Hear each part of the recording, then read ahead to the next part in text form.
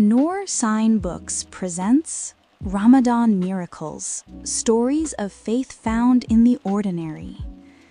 Rent Due on the 1st by N. Zaman. Part 2, Blessed Are the Strangers. By day 22, the Houston sun has turned Omar's car into a mobile oven. With 4 days until Eid and the rent still short, Omar is driving on empty, both in his tank and in his soul. But in the heat of the third ward, a passenger with a blue cooler is about to remind him that sometimes the greatest provision comes from the hands of a stranger. The days blurred. Suhoor in the blue-black dark, Fajr on the too small rug, then 12 hours of asphalt and stranger stories, his stomach hollow and his brain a pulsing calculator. By day 22, the Houston sun had turned the Civic into a mobile oven. At 2:17 p.m., halfway between Hobby and Sugarland, a gray film slid over Omar's vision. For one terrifying heartbeat, the freeway dimmed. Lane lines wavered. He eased off the gas, fingers digging into the steering wheel. "Everything okay, man?" the guy in the back called, Bluetooth headset still in his ear. "Yeah," Omar lied. "Something in my eye." He cranked the AC even though it was blowing warm air, focused every cell of his being on keeping the car between the white lines. When he finally dropped the passenger off, he pulled into an empty parking lot and sat with his forehead on the wheel, breathing until the world sharpened again. He misted his face from the cheap spray bottle in the cup holder. The droplets evaporated almost instantly. "Ya Allah, make this easy," he whispered, and heard his own doubt echoing the words. By day 24, the earnings tab read $610 for the month. Better than nothing. Not enough. That night, lying beside Nour, staring at faint cracks in their ceiling, he did the math yet again. If he pushed 12, 13 hours every day, maybe he'd reach 900 by Eid. If the car held out, if he didn't pass out on 610, if nothing else went wrong. Beside him, Nour shifted. Her belly brushed his hip. "Stop," she murmured into the dark. "Stop what?" "Counting," she said. "I can feel it. Your brain is like zzz, zzz, zzz, zzz." She wiggled her fingers near her temple. "Sleep, Habibi." He smiled despite the knot in his chest. "Yes, boss." He closed his eyes and dreamed he was pressing a gas pedal that wasn't attached to anything, the car rolling toward a cliff. On day 25, after Duhur, he picked up the woman with the cooler. The app said Vivian B. The clinic was a squat brick building in the third ward. She came down the ramp slowly, one hand on the rail, the other clutching a blue plastic cooler like his mom used for Christmas tamales. Dark purple abaya brushing her sneakers, matching kimar, her skin the rich brown of a life lived in full sun, smile lines at the corners of sharp, kind eyes. She opened the back door. "Assalamu alaikum, brother." "You Vivian?" he blurted, then winced. She chuckled. "That's what the DMV calls me. You can call me Hakeem." "Wa alaikum salam, Hakeem?" She settled in with the creaks of knees that had opinions. The cooler thunked down beside her. He pulled away from the curb. "Masjid," she said easily. "The big one. ISGH. "Yes, ma'am." They drove in silence for a minute, past old shotgun houses and sun-faded church signs. "First Ramadan?" she asked suddenly. He startled. "Excuse me?" "You got that look," she said, eyes on the windshield. "Like you trying to prove something. To God, to yourself, to somebody's mama. Maybe all three." He let out a breath. "Yeah," he said. "First one." "How's it treating you?" she asked. He reached automatically for the safe answer. "Alhamdulillah, It's good. He swallowed. Hard. Good, she said. He blinked. Good. If it was easy, you wouldn't remember it. She smiled in the mirror. My first Ramadan, I was eating dry cornflakes in my car at Maghrib, thinking I joined the wrong religion. I didn't know about suhoor, thought it was haram to eat after midnight. She laughed. Almost passed out in Kroger on day 3. He snorted. She tapped her medical bracelet. Doctor says my pancreas is on strike now, so I feed people instead. That's my Ramadan. She popped open the cooler. Fragrant heat rushed into the car, spices and meat, and something that hit his empty stomach like a punch. Inside, Tupperwares were stacked like treasure chests, a bulging Ziploc of dates, a small plastic bottle labeled Zamzam in blue marker. I make iftar for drivers, taxi, Uber, DoorDash, whoever Allah sends me. Y'all the invisible ummah. People forget who's getting them to their good deeds. His eyes stung. You don't have to. Shh, she waved him off. Open your glove box. He did. She leaned forward, nimble, and slid a Tupperware, the dates, and the Zamzam inside. For Maghrib. Don't you touch it before then. Allah is watching, but so am I. Emotions surged, hot and unexpected. Jazakallahu khairan, he said thickly. Jazakillah khair, she corrected, amused. He huffed a laugh. He heard himself, a few minutes later, confess more than he meant to. About being a convert between two worlds. About his family. About the feeling that, if life was hard, maybe God was displeased. Feels like, maybe Allah is punishing me. He finished, fingers tight on the wheel. Like I'm doing it wrong. Silence sat between them for a few beats. Who told you that? She asked quietly. Nobody, I just thought. Stop talking about my lord like he's your bitter ex, she said, not unkindly. Hard don't mean he mad at you. Hard means he working on you. Diamonds, pressure, all that. You know the spiel. He watched his misbahah sway. You feel like a stranger, right? Not quite Mexican anymore, not fully Muslim in your own mind, mama with a crucifix, Arabic on your tongue, beard still a maybe. She smiled. You know the hadith? Islam began as something strange, and it will return to being strange. Blessed are the strangers. He nodded. He'd seen it on a poster at ISGH. Well, that's you, baby. One of the strangers. Tuba lil ghuraba. Blessed. The word blessed landed where condemnation usually lived. He swallowed. And as for money, she patted the cooler.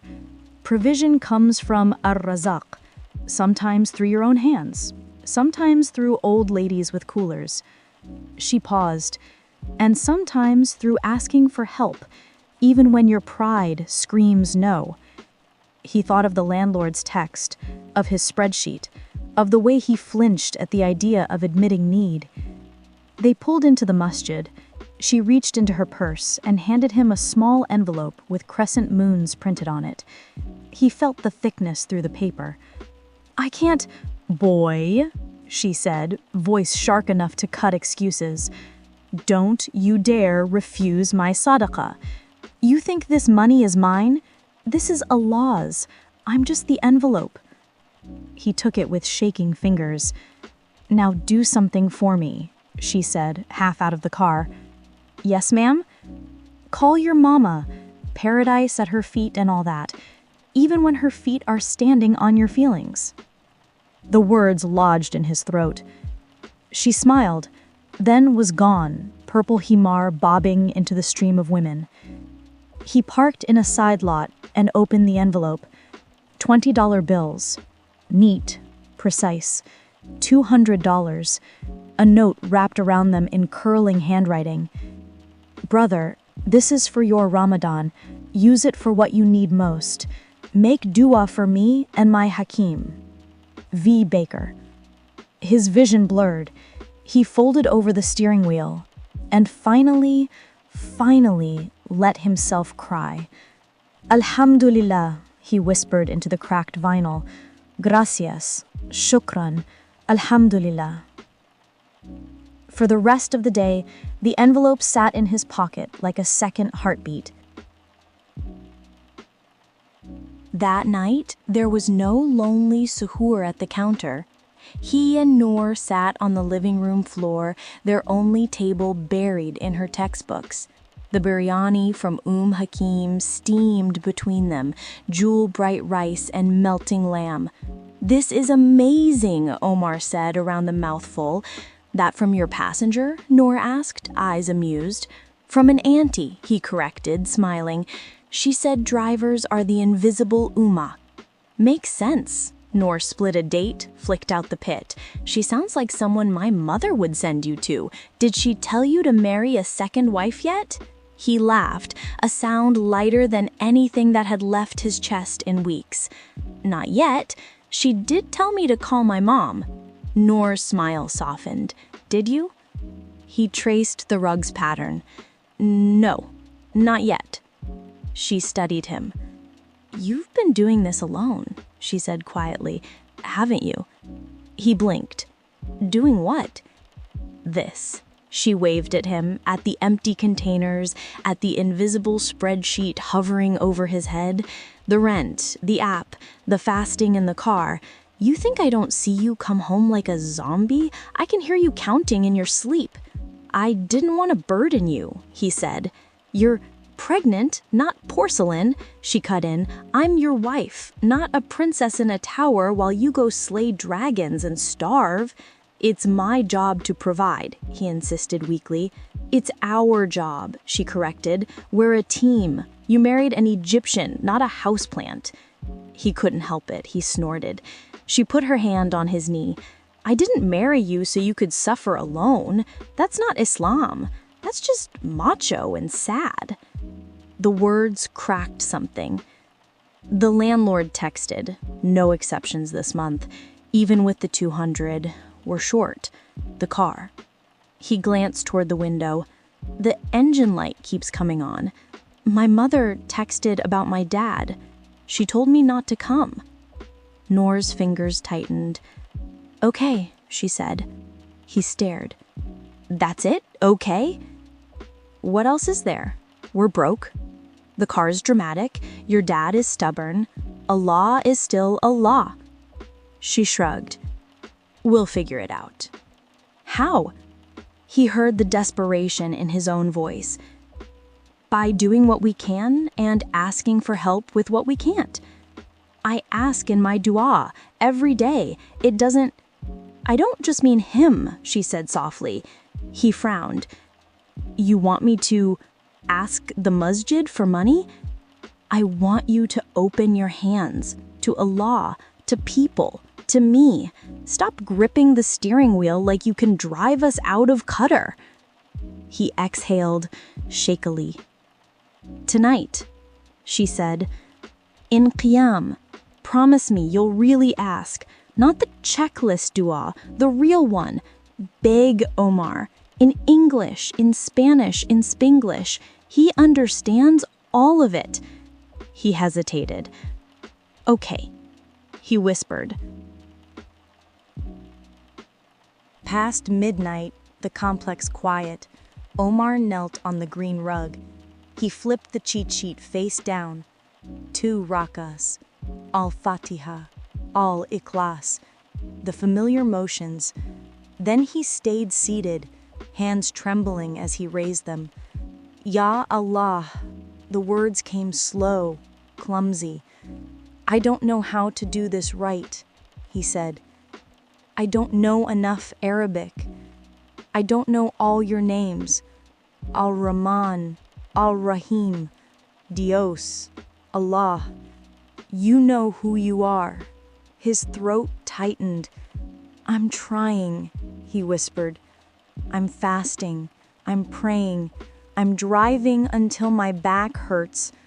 I left everything I knew because when I heard your words, my heart went, A small, involuntary sound escaped him, and I couldn't unhear it. Tears blurred the rug, but I'm scared. I'm going to be a father, and I can't pay rent. I'm supposed to take care of Nour and the baby, and instead she's carrying me. My family think I betrayed them. Her family think I'm not enough. His voice broke. I don't know how to do any of this without you. The language is tangled. English, Spanish, scraps of Quran.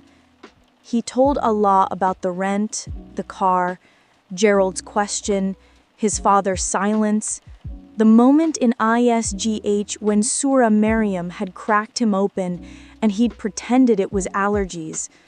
He talked until there were no words left. Then he just sat, hands open, chest empty. For the first time in a long time, the noise in his head dimmed. At some point, his forehead slid to the rug, and sleep took him there.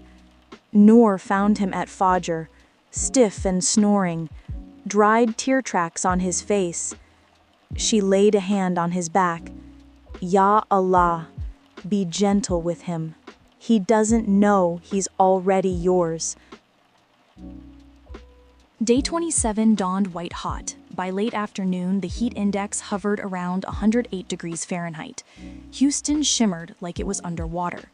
Omar's app said $910 earned so far this month. 4 days to Eid, 290 short. 90 minutes to Maghrib. He was heading north on I-45 after a long airport run, the Civic rattling faintly. The AC, never a champion, grumbled. Then the air from the vents went warm. He twisted the dial, the fan roared louder, but the breeze coming out felt like a hairdryer. Come on, he muttered, slapping the dashboard. Not today. The check engine light flickered on. His hands tightened. Please, just get me through tonight, he whispered. The engine shuddered. Once, twice. Then, with a sad little cough, it died. Power steering vanished. The car lurched as momentum drove it forward. Horns screamed behind him. Shh, the curse slipped out. A stug for allow he added on reflex, as if he could edit reality like a text.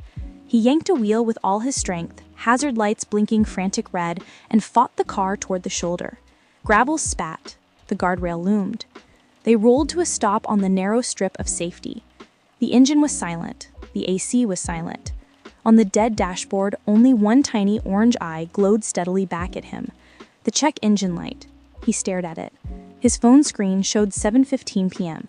1 hour and a half to Maghrib. 14 miles from home. $290 short.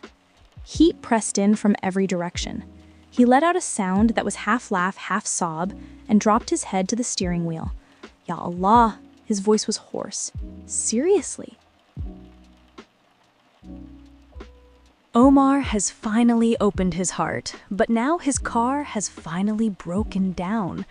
With 14 miles to home and the clock ticking toward Maghrib, how will he finish this journey? The story concludes in the final part. If this story touched your heart, please subscribe and join our inner circle at noorsignbooks.com. Jazakumullah khairan.